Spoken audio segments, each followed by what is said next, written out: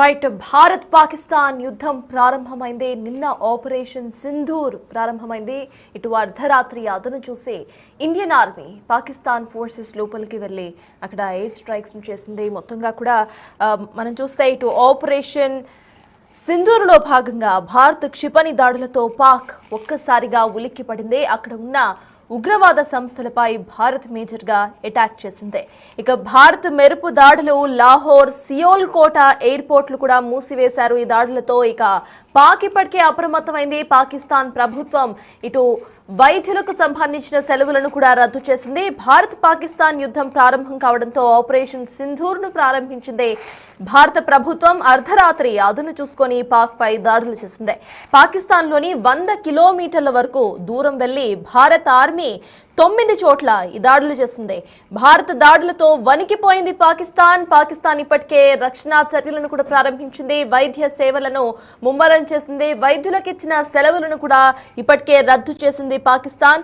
ఇక భారత దాడులతో పాకిస్తాన్ వణికిపోవడం మనం చూస్తున్నాం. విజువల్స్ లో కూడా చూస్తున్నాం మనం ఏ విధంగా ఇటు పాకిస్తాన్ లో దాడులు జరిపిందో భారత్. ఇక ఉగ్ర స్థావరాలపై భారత సైన్యం మెరుపు దాడులు చేసింది. ఆర్మీ, ఎయిర్ ఫోర్స్, నేవీ బలగాల సంయుక్త దాడులుగా దీన్ని పరిగణించవచ్చు.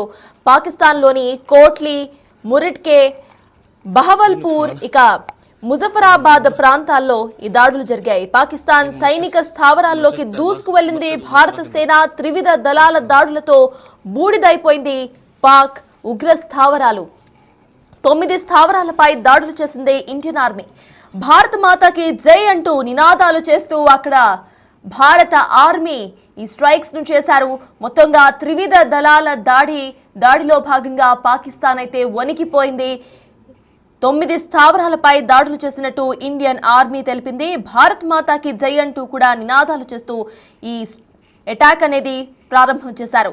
శ్రీనగర్, జమ్మూ, అమృత్సర్, ధర్మశాల, లెహ్ విమానాశ్రయాలు పూర్తిగా మూసివేశారు.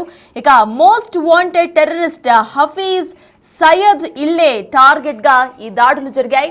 మనం విజువల్స్ లో చూస్తున్నాం ఏ విధంగా అక్కడ దాడులు జరిగాయనే విజువల్స్. పాకిస్తాన్ లోపలి విజువల్స్ మనం చూస్తున్నాం. 100 మీటర్ల లోపల వరకు ఇండియన్ ఆర్మీ పాకిస్తాన్ లోపలికి చొచ్చుకు వెళ్లి అక్కడ దాడులు చేసింది. మేజర్ గా ఇటు పాకిస్తాన్ టెర్రరిస్ట్లే మేజర్ అటాక్ లో ఇదయింది. మొత్తంగా మనం చూస్తే most wanted terrorist Hafiz Saeed ఇల్లు ఇక్కడ మేజర్ టార్గెట్ గా దాడులు అయితే జరిగాయి. భారత్ మెరుపు దాడులతో పాకిస్తాన్ ఒక్కసారిగా ఉలికి పడితే తన వంతు తాను ఇటు సేఫ్టీ మెజర్స్ లో భాగంగా వైద్య సేవలను ముమ్మరం చేస్తోంది. వైద్యులకు ఇప్పటికే ఇచ్చిన సెలవులను రద్దు చేసింది పాకిస్తాన్. ఇక భారత్ మెరుపు దాడుల్లో ఎక్కడెక్కడ దాడులు జరిగాయని మనం ఒకసారి చూద్దాం. లాహోర్, సియోల్కోట ఎయిర్పోర్ట్స్ మూసివేశారు. మొత్తంగా భారత్ మెరుపు దాడుల్లో ఇటు మెర్కాజ్, సుభానల్లా, బహల్వల్పూర్, జెమ్లో దాడులు జరిగాయి. మర్కాజ్, తైబా, ఇక సర్జల్, మెహమూనా జోయా, మర్కాజ్, అహ్లే హదిత్, అబ్బాస్ కోట్లీ, షాహిద్ కోట్లీ, నల్లా క్యాంప్, లాస్లీ, బిలాల్ క్యాంప్లో దాడులు జరిగాయి. ఇక భారత క్షిపణి దాడులతో పాక్ ఒక్కసారిగా ఉలిక్కిపడింది. ఆ దేశంలో రావల్పిండి, ఇస్లామాబాద్, బహ్వల్పూర్ నగరాల్లో అక్కడి ప్రభుత్వం ఇప్పటికే మెడికల్ ఎమర్జెన్సీని కూడా ప్రకటించింది. వైద్య సిబ్బందికి సెలవులను రద్దు చేసింది. అన్ని ఎమర్జెన్సీ సర్వీసెస్ ను అలర్ట్ చేసింది పాకిస్తాన్ గవర్నమెంట్. విద్యా సంస్థలకు సెలవులను ప్రకటించేసింది. ఇండియా దాడులు కొనసాగిస్తోందేమో అన్న భయంతో ఇటు నష్ట నివారణ చర్యలను కూడా చేపడుతోంది పాకిస్తాన్. ఆపరేషన్ సింధూర్లో ఇప్పటికే 80 మందికి పైగా ఉగ్రవాదులు హతమయ్యారు. అర్ధరాత్రి 9 ఉగ్రవాద స్థావరాలపై మెరుపు దాడులు చేసింది ఇండియన్ ఆర్మీ. దీనికి సంబంధించి ఒక ప్రెస్ నోట్ ను కూడా రిలీజ్ చేసింది. ప్రెస్ నోట్ ను రిలీజ్ చేస్తూ త్వరలోనే డీటెయిల్డ్ గా కూడా చెప్తామంటూ కూడా ప్రెస్ నోట్ లో భారత ప్రభుత్వం దీనికి సంబంధించి ఒక నోట్ ను రిలీజ్ చేసింది. ఇక భారత్ పాకిస్తాన్ యుద్ధం ప్రారంభమైనట్టే అర్ధరాత్రి అదును చూసుకొని ఇటు పాకిస్తాన్ ఉగ్రవాద స్థావరాలపై దాడికి పాల్పడింది భారత ఆర్మీ. త్రివిధ దళాల దాడి అని మనం పేర్కొనొచ్చు. ఆపరేషన్ సింధూర్ లో భాగంగా అర్ధరాత్రి అదును చూసుకొని పాక్ పై దాడులు చేసింది. పాకిస్తాన్ లో 100 కిలోమీటర్ల దూరం వెళ్లి భారత ఆర్మీ 9 చోట్ల దాడులు జరిపింది. దీనికి సంబంధించిన పూర్తి డీటెయిల్స్ ను మా ప్రతినిధి శివ అందించడానికి సిద్ధంగా ఉన్నారు. రైట్ శివ, చెప్పండి. మనం ప్రెసెంట్ చూస్తున్నాము నిన్న అర్ధరాత్రితో ఇటు భారత్ పాకిస్తాన్ ఏదైతే వార్ ఉందో అది అఫీషియల్ గా స్టార్ట్ అయిపోయినట్టు మనం అనుకోవచ్చు. అసలు ప్రెసెంట్ అప్డేట్స్ ఏంటి?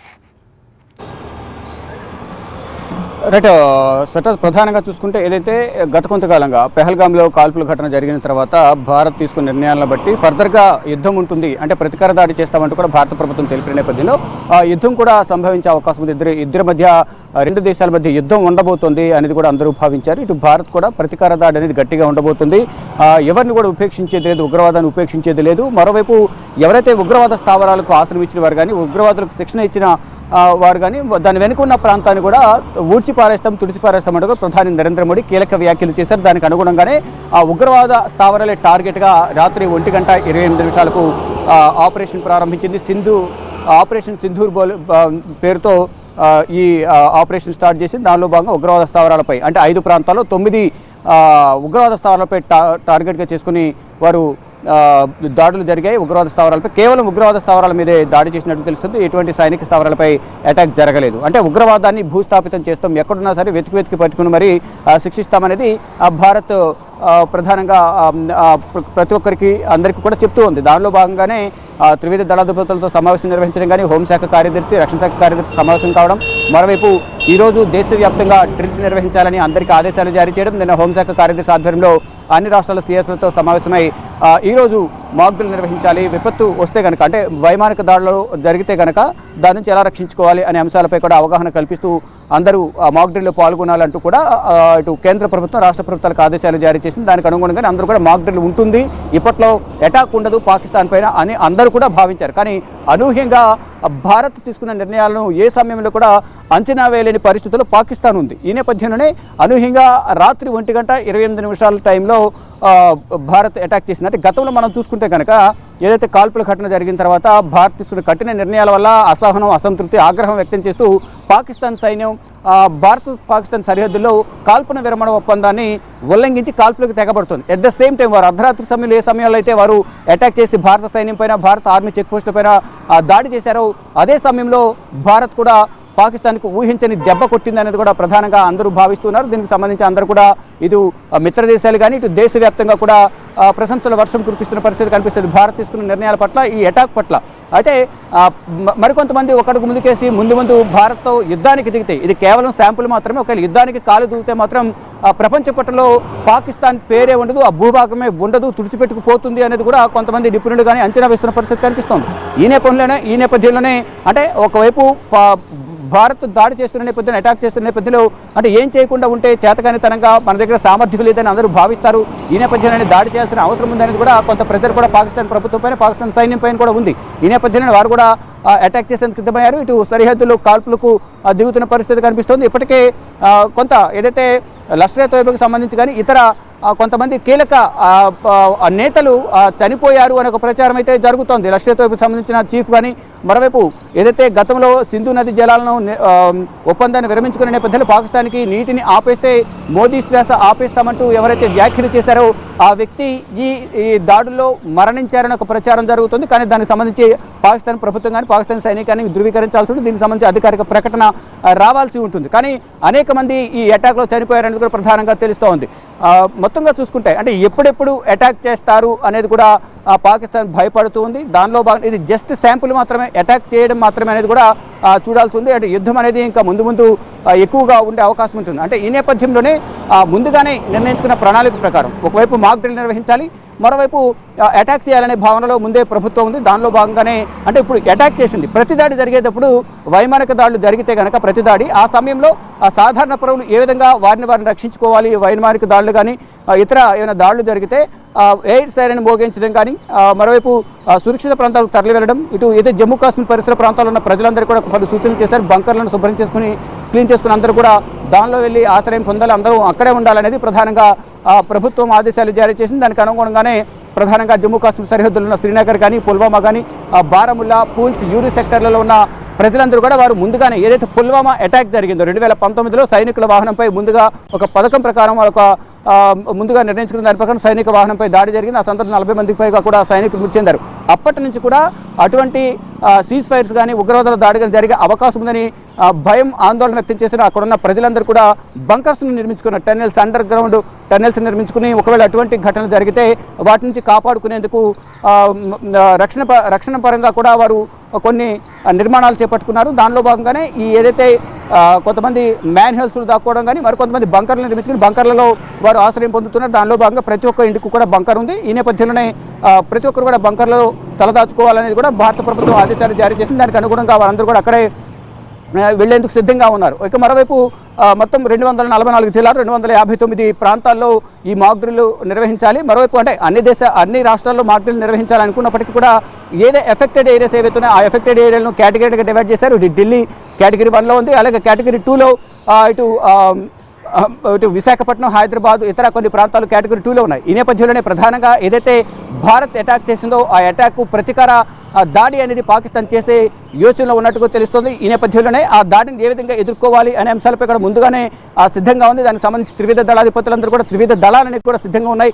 ఈ నిన్న రాత్రి జరిగిన ఏదైతే అటాక్ ఉందో దానిలో వాయుసేన కీలక పాత్ర పోషించని చెప్పాలి. అంటే అందరూ కూడా ఉమ్మడి నిర్ణయాలు తీసుకున్నారు. ఉమ్మడి సహకారంతోనే ఈ దాడి సాధ్యమైందనేది కూడా అందరూ చెప్తున్నారు. దానికి సంబంధించి ప్రధాని నరేంద్ర మోడీ నిత్యం మానిటరింగ్ చేస్తున్నారు. నిన్నటి నుంచి కూడా మొత్తం మానిటరింగ్ చేస్తూ ఏం జరుగుతుంది ఏంటి అనేది కూడా నిరంతరం అక్కడున్న ఆర్మీ అధికారుల నుంచి సమాచారం సేకరిస్తున్నారు బోర్డర్స్ నుంచి. మరోవైపు ఇటు పాకిస్తాన్ కూడా బోర్డర్స్ వద్ద కాల్పులకు తెగబడుతోంది. మరి అంటే ఏదైతే అటాక్ జరిగిందో అటాక్ చేసిన దగ్గర నుంచి ఇటు పాకిస్తాన్ బోర్డర్ వద్ద ఆ పాకిస్తాన్ ఆర్మీ కూడా ఆ కాల్పులను ప్రారంభించిన పరిస్థితి కనిపిస్తుంది. మొత్తంగా చూసుకుంటే ఏదైతే అంటే ఒకవైపు నిన్నటి మధ్యాహ్నం వరకు ఆ 2 డ్యాములకు సంబంధించి వాటర్ని నిలిపేసి నీటికి సంబంధించి కష్టాలు పాకిస్తాన్కి ఎదురు కాబోతున్నాయా అనేది ప్రపంచవ్యాప్తంగా కూడా చర్చ జరుగుతున్న సందర్భంలో ఒక్కసారిగా మధ్యాహ్నం సమయంలో 28,000 క్యూసెక్ల నీటిని ఒక్కసారి విడుదల చేయడం, దాని ద్వారా అక్కడ లోతట్టు ప్రాంతాలు కూడా జలమయమయ్యే అవకాశం ఉందని కూడా ఒక సంకేతాన్ని పంపడం, అక్కడున్న ప్రభుత్వ అధికార యంత్రాంగం అంతా కూడా ఆ విధంగా డైవర్ట్ చేయడం. మరోవైపు ఇటు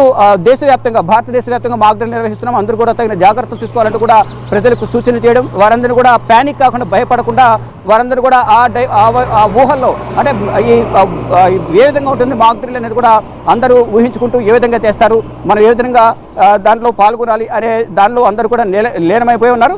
దానికి సంబంధించి ఈరోజు సాయంత్రం అనేది మాక్ డ్రిల్ ఉంది. కానీ ఈలోపే అటాక్ చేయడం అంటే ముందుగానే ఒకవేళ అటాక్ చేస్తే ప్రతి దాడి అనేది ఉంటుంది పాకిస్తాన్ నుంచి, దాన్ని ఏ విధంగా ఎదుర్కోవాలి అనేది కూడా భారత ప్రభుత్వం భావించింది. దానిలో భాగంగానే మాక్ డ్రిల్ నిర్వహించబోతుంది. దానికన్నా ముందే ఒక అటాక్ అనేది జరిగిపోయింది. అంటే దీన్ని యుద్ధంగా భావించలేము ఎక్కడ కూడా. కేవలం దాడి ఏదైతే జరుగుతుందో అంటే కామన్గా దాడులు జరుగుతాయి, దానిలో ఉగ్రవాద స్థావరాలనే టార్గెట్గా చేసుకుని అక్కడ అటాక్ మొదలైంది. ఇక యుద్ధం ప్రకటిస్తే కనుక అది ఇంకా మరింత భీకరంగా ఉండే అవకాశం అయితే కనిపిస్తుంది. 1971లో ఏ విధంగా అయితే జరిగిందో దాన్ని మించి ఉండే అవకాశం అయితే ప్రధానంగా ఇప్పుడు కనిపిస్తూ ఉంది. మొత్తంగా చూసుకుంటే ఏదైతే భారత ప్రభుత్వం తీసుకుంటున్న నిర్ణయాలను పాకిస్తాన్ మాత్రం అంచనా వేయలేకపోతుంది. ఇటు పాకిస్తాన్ ప్రభుత్వం కానీ పాకిస్తాన్ ఆర్మీ కానీ ఎటువంటి సిచ్యువేషన్లో కూడా అంచనా వేయలేని దుస్థితిలో ప్రజెంట్ ఉంది అని మనం ప్రధానంగా పాకిస్తాన్ ఉద్దేశించి చెప్పాలనుకుంటే ఆ విధంగా భావించవచ్చు. అంటే ప్రధానంగా ఏదైతే పెహల్గాంలో కాల్పులు జరిగిన తర్వాత దాంట్లో ఒక నేపాలియన్ 25 మంది భారతీయులు చనిపోయిన తర్వాత భారత ప్రభుత్వం తీసుకున్న కఠిన నిర్ణయాలు అంటే ఉగ్రవాదాన్ని ఏరివేయాలి.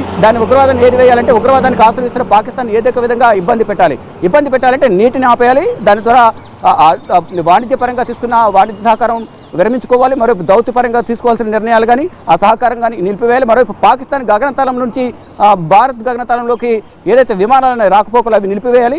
దానితో పాటు ఇది ప్రపంచ దేశాలు కూడా కొన్ని దేశాలు ఆ పాకిస్తాన్ విమానాలను వారి గగనతలంలోకి రావడానికి ఆంక్షలు విధించారు. ఈ నేపథ్యంలో రోజుకు 400 విమానాల రాకపోకలు కొనసాగించే పాకిస్తాన్ కేవలం 20 విమానాలకి పరిమితమైన నేపథ్యంలో రోజుకు కేవలం $5,000 ఇన్కమ్ మాత్రమే వస్తుంది. అక్కడ ఆర్థికంగా దెబ్బతిన్న పరిస్థితి కనిపిస్తూ ఉంది. మరోవైపు వాణిజ్యపరంగా అన్ని రకాల సహాయ సహకారాలు భారత ప్రభుత్వం ఏ విధంగా వాణిజ్యపరంగా సహకారం అందిస్తున్నామో దాన్ని విరమించుకోవడం ద్వారా మరికొంత ఆర్థిక ఇబ్బందులు ఎదురయ్యాయి.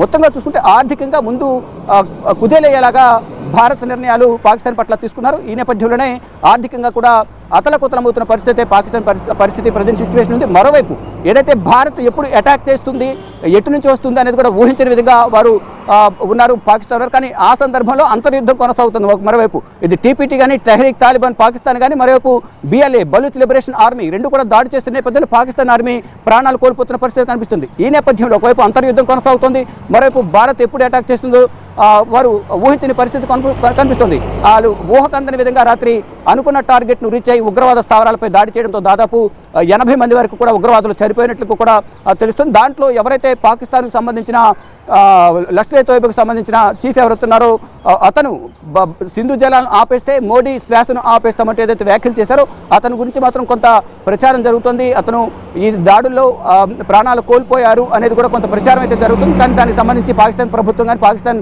సైన్యం కానీ ధృవీకరించాల్సి ఉంటుంది. దీనికి సంబంధించి అధికారిక ప్రకటన కూడా రావాల్సి ఉంటుంది. ఆపరేషన్ సింధూర్ గురించి ఇవాళ మళ్ళీ అఫీషియల్ నోటీస్ కూడా ఇస్తామంటూ ప్రెస్ నోట్ లో రిలీజ్ చేసింది గవర్నమెంట్. దానికి సంబంధించిన అప్డేట్స్ ఏంటి? ఏ టైంకి దీనికి సంబంధించిన ఒక అఫీషియల్ అనౌన్స్మెంట్ రావచ్చు అనుకోవాలి మనం?